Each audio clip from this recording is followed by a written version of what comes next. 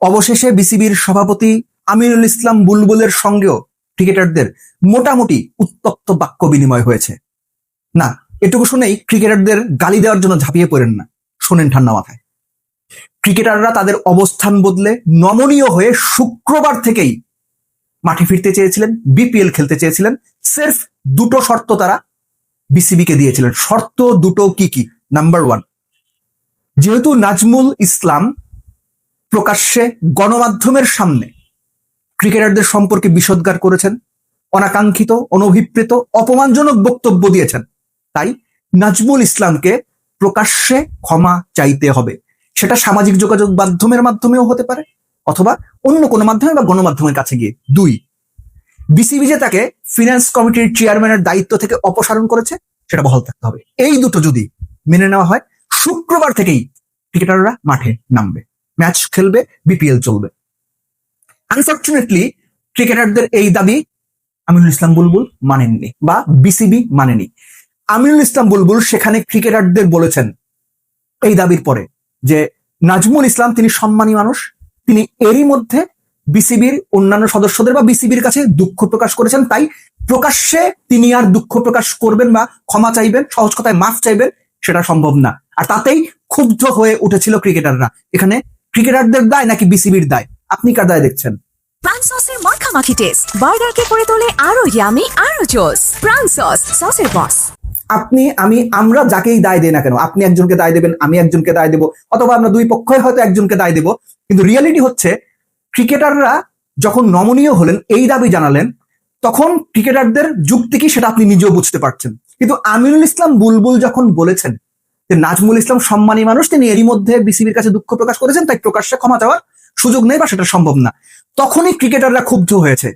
তখনই আমিনুল ইসলাম বুলবুলের সঙ্গে সিনিয়র ক্রিকেটারদের বা কোয়াবের প্রেসিডেন্টের বা ওখানে যারা ছিলেন তাদের মোটামুটি একটু উত্তপ্ত বাক্য বিনিময় হয়েছে, কেননা তারা ক্ষুব্ধ হয়ে উঠেছিলেন। ফোনের অপর প্রান্তে ছিলেন আমিনুল ইসলাম বুলবুল এবং তার সঙ্গে বিসিবির আরো কিছু পরিচালক। দুই পাশেই লাউড স্পিকারে কথা হচ্ছিল। ক্রিকেটারদের বক্তব্যটা খুবই সহজ সরল, যে নাজমুল ইসলাম ক্রিকেটারদের প্রকাশ্যে অপমান করলেন, তাকে আমরা প্রকাশ্যে ক্ষমা চাওয়ার জন্য বললাম, বিসিবি বলল যে না, তিনি সম্মানী মানুষ, প্রকাশ্যে ক্ষমা চাওয়ার ব্যাপারটা সম্ভব না। তাহলে প্লেয়ারদের সম্মান কোথায়? তিনি তো প্রকাশ্যেই প্লেয়ারদের অপমান করেছেন, তাহলে তার সম্মান আছে, প্লেয়ারদের সম্মান নাই। এটা হচ্ছে প্লেয়ারদের পয়েন্ট, এবং এই প্লেয়ারদের পয়েন্টটা আমি পার্সোনালি ফিল করি 100% ঠিক আছে।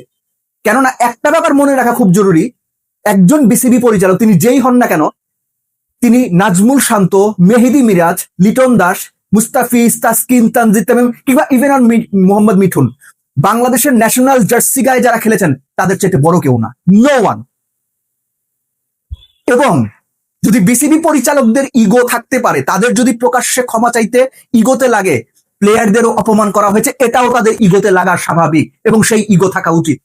আপনি যা খুশি তাই বলতে পারেন, আবারও বলছি, কিচ্ছু যায় আসে না। এবং প্লেয়াররা এই যে নমনীয় হলে দুটো দাবি জানালো, যার একটা বিসিবি এরই মধ্যে পালন করেছে। কিন্তু প্রকাশ্যে ক্রিকেটারদের অপমান করা একজন পরিচালক প্রকাশ্যে ক্ষমা চাইতে পারবেন না, তিনি সম্মানী মানুষ এই কারণে। আর প্লেয়ারদের আপনি সম্মান করবেন না বা আপনারা প্লেয়ারদের সম্মান করবেন না, প্লেয়াররা তো এটা মানবে না, মানার কোনো প্রশ্ন আসে না, প্লেয়াররা মানেও নি। সো প্লেয়াররা এই যে নমনীয় হয়ে বা তাদের অবস্থান পরিবর্তন করে ক্রিকেটের স্বার্থে মাঠে ক্রিকেট ফেরাতে চাইলেন, কিন্তু বিসিবি তাদের একজন পরিচালকের কারণে, জাস্ট সির্ফ একজন পরিচালকের কারণে সেটা মানলো না, এবং ক্রিকেটারদের যে অপমান করা হয়েছে সেটা টেক ইট ফর গ্রান্টেড নিল। তাহলে ক্রিকেটারদের এখানে দোষ কোথায়? এখানে ক্রিকেটারদের দোষ তাহলে কোথায়? তারা অপশন দিয়েছিল বিসিবিকে, বিসিবি সেই অপশন গ্রহণ করেনি, কিংবা বিসিবি সেই অপশন অনুযায়ী তারা প্রসিড করেনি। এরপর থেকে এখন ক্রিকেটার এবং বিসিবির মধ্যে যে আলোচনা হবে, সেই আলোচনা কি কোনো প্লিজেন্ট আলোচনা হবে আপনার সেটা মনে হয়?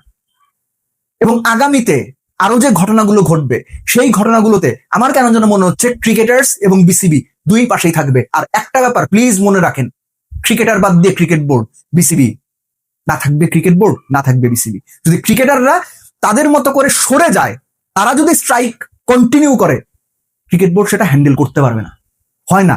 যারা মেইন স্টেক হোল্ডার তাদের বাদ দিয়ে ক্রিকেট বোর্ড দাঁড়িয়ে থাকতে পারবে, এই সম্ভাবনা খুব কম। বাট আমার মনে হচ্ছে ক্রিকেটারদের নমনীয় হওয়া, মাঠে ফেরার চেষ্টা করা, এটা তাদের দিক থেকে তারা সঠিক কাজটা করেছে।